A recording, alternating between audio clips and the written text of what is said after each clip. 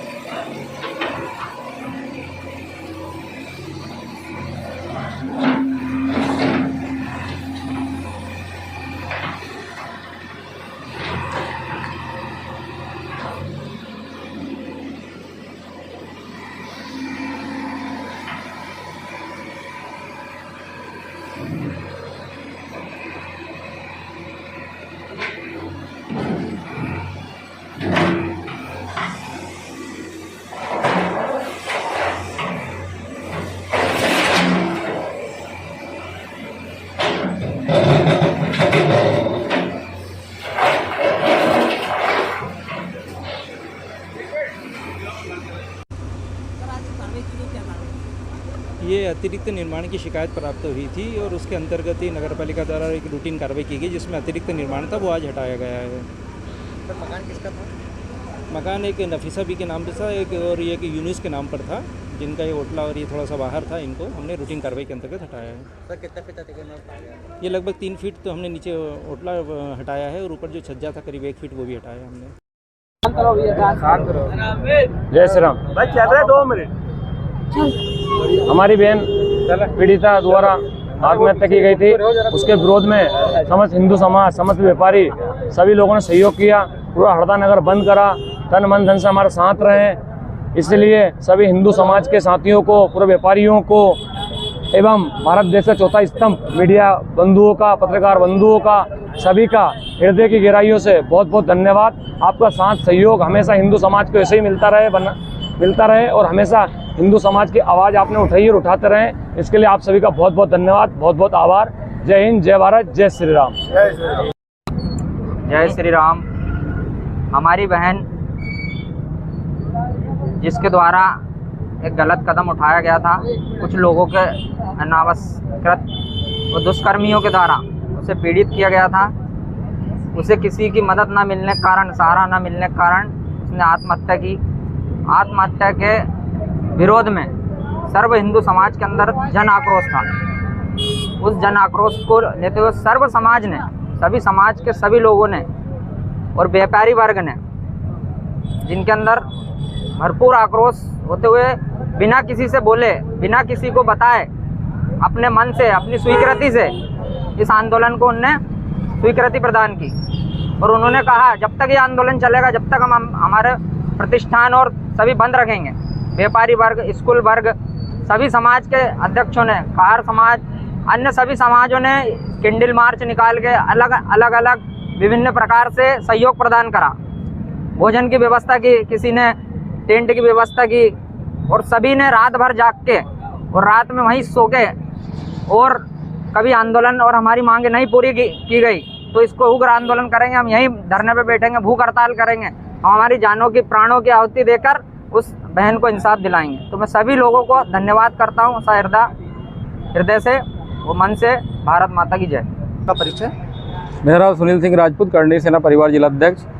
जो हमारी एक हिंदू बहन थी, उसके साथ जो गलत कृत्य हुआ था लव जिहाद का, उसी को लेके हिंदू समाज ने धरना रखा था। समस्त समाजों के द्वारा यहाँ सहयोग मिला और व्यापारियों के द्वारा भी स्वेच्छा से उन्होंने बंद किया। तो समस्त समाज और व्यापारियों का हृदय से आभार कि आपने इसी प्रकार सहयोग दिया।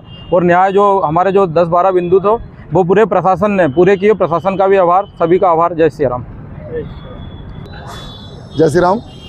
विगत दिनों हुई हरदा नगर में जो घटना हुई, उसके सहयोग के लिए संपूर्ण व्यापारी वर्ग, सर्व हिंदू समाज, सभी लोगों ने इस आंदोलन में सहयोग किया और हमारी बहन को न्याय के लिए जो आवाज़ उठाई, आवाज़ को उठाने के लिए सभी ने सहयोग किया और उस आवाज़ को प्रशासन के कानों तक पहुँची और प्रशासन ने हमारी मांगों पर एक बिंदु पर ध्यान देकर और सभी बिंदुओं पर हमारी मांगों को माना। इसलिए सभी व्यापारी वर्ग, प्रशासन वर्ग, सभी युवा साथियों का आभार, सभी का धन्यवाद। जय श्री राम। सभी हिंदू समाज का जो हमें सहयोग मिला, हमारी बहन सुरभि प्रजापति के द्वारा। हाँ, ये आंदोलन अभी किस प्रकार से किया गया है? दिनांक 6/10/2023 को हरदा शहर की एक हिंदू युवती ने रेल में कटकर आत्महत्या कर ली और उसके विषय में पुलिस अनुसंधान ठीक ढंग से नहीं हो रहा था।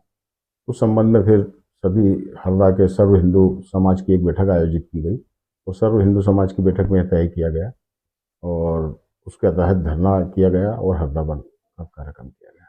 आज धरना समाप्त कर दिया गया। आज धरना समाप्त कर दिया गया। उसका कारण है कि जिन बिंदुओं पर हमने जांच की मांग की थी और जिन बिंदुओं के कारण, जिन मुद्दों के कारण हरदा बंद करके धरने का कार्यक्रम किया गया था, वो तमाम हमारे जो बिंदु थे जिला प्रशासन ने मान्य कर लिए। इस कारण हमें हमारा धरना उन्हें धन्यवाद देकर समाप्त। कुछ प्रमुख बिंदु बताइए कृपया। प्रमुख बिंदु एक तो यह है कि उस मतिका के साथ जो सुसाइड नोट उसके शव के साथ जो पुलिस को मिला, पुलिस ने उस सुसाइड नोट को पीड़िता के घर वालों से 24 घंटे तक छुपा के रखा, बताया नहीं। और पुलिस उल्टे उन्हीं से पूछताछ करती रही, बताओ क्या हुआ, क्यों खत्म हुई, बताओ क्या हुआ। क्योंकि अगर घर वालों को अगर कुछ मालूम होता है कि ऐसी कोई घटना है या बच्ची परेशान है, तो ये उसके आत्महत्या का वो कदम ही नहीं उठाती, उसके जीते जी कुछ कार्रवाई की जाती। दूसरा मुद्दा ये था, एफआईआर की निःशुल्क कॉपी दी जाती है, विधि का प्रावधान है। हर थानों में जगह जगह आप जाकर देखेंगे सामने बोर्ड के ऊपर कुछ महत्वपूर्ण बातें लिखी रहती हैं, देशभक्ति, जन सेवा, पुलिस के कर्तव्य। इन सब में एक ये भी है कि एफआईआर की निःशुल्क कॉपी फरियादी को तत्काल दी जाएगी। 72 घंटे बाद काफी मांगने पर मैं भी गया एक बार और कहा उनको कि 1 घंटे बाद देते हैं, उसको बिठा के रखो। उसके बाद भी उनको बिठा के रखा, उसको रवाना कर दिया। 72 घंटे बाद फिर बाकी के संगठन के लोग गए, तब जाकर एफआईआर की कॉपी दी गई। एक मुद्दा यह भी था। दूसरा मुद्दा यह भी था कि जब उसका पैटर्न लॉक खोल के उसके भाई ने, मृतिका के भाई ने, जब मोबाइल को यहाँ पर पुलिस की कस्टडी में रहते हुए खोला, उन्होंने बताया था कि यह मोबाइल मृतिका के शव के साथ मिला है, हम इससे साइबर से खुलवाएंगे। तो मृतिका के भाई ने कहा इसका पैटर्न लॉक मुझे मालूम है, मैं खोल देता हूँ। उसने पैटर्न लॉक खोला तो उसमें उस सुसाइड नोट की एक इमेज मिली। वो इमेज मिलने के बाद फिर सुसाइड नोट उनके परिवार के लोगों को दिया। मेरा तो ऐसा मानना है, शंकाएं भराती गई और शंकाओं का इलाज नहीं होता। वो शंका पुलिस की कार्यवाही पर इसलिए हुई कि अगर वो सुसाइड नोट बहन अगर उस मोबाइल में नहीं डाल के जाती और परिवार के लोग पीड़ित का वो पैटर्न लॉक खोल के अगर नहीं देखते तो शायद वो गोल भी कर सकते थे। मे भी पॉसिबल, यह संभव था। अब वो संभवता कितनी थी, क्या थी, लेकिन ये तमाम शंकाएं हो जाने के कारण ये इतना आंदोलन करना पड़ा। दूसरी एक मांग थी कि उसके घर बुलडोजर चलाया जाए और प्रमुख जो धाराएं वो बढ़ाई जाएं। उसने अपने सुसाइड नोट में 79 मिस्ड कॉल के बारे में भी लेख किया है। हमने ये भी कहा कि पुलिस ने 24 घंटे के अंदर ही उसको गिरफ्तार करा और हिरासत में लेकर उसको कोर्ट में पेश किया और वहां से जुडिशियल कस्टडी में भेज दिया। पुलिस रिमांड लेकर उससे पूछताछ की कोई आवश्यकता नहीं थी। 79 काल थे, 79 कालों पर पूछते, जानकारी लेते, कुछ मालूम पड़ता, लेकिन ये सब कुछ किए बिना ताबड़तोड़ एकदम उसको वहां पेश कर दिया। तो इससे भी हमको संदेह हुआ। ये तमाम संदेह को लेकर पीड़ित पक्ष जब हम लोगों से मिलने आया और फिर हम लोगों ने तमाम हिंदू संगठन के लोगों से बात की, आक्रोश तो था पूरे शहर में पहले से ही। उसी दिन जिस दिन से घटना हुई थी, सब मन मन में अपने अपने इधर उधर चल रहे थे। सबको एकत्र करके चर्चा की तो वो आक्रोश फूट पड़ा और वो आक्रोश का परिणाम आप देखेंगे। मेरा दावा है, मेरी 57-58 साल की उम्र हो गई है, राजनीतिक जीवन भी मेरा रहा, मैंने कभी ऐसा ऐतिहासिक बंद नहीं देखा।